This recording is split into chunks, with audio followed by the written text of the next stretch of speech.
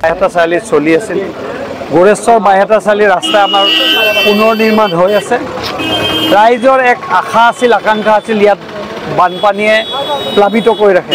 এতিয়া মুখ্যমন্ত্ৰী ডাঙৰীয়াই এটা ডাঙৰ ৰাস্তা আমাক অনুমোদন দিছে কিন্তু বহুত মানুহৰ ঘৰৰ কিছু বাৰেণ্ডা যাবলগীয়া হৈছে তাৰ কাৰণে ৰাইজক আহ্বান কৰিছোঁ যে আপোনালোকে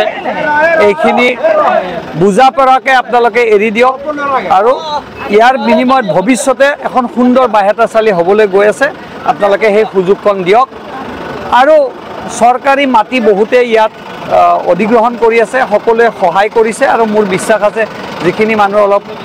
বাৰেণ্ডাখিনি যাব আমাৰ ইঞ্জিনিয়াৰক কৈছোঁ অকণমান সহায় কৰি দিব যাতে তেওঁলোকক বিহিত ব্যৱস্থা কৰি দিয়ে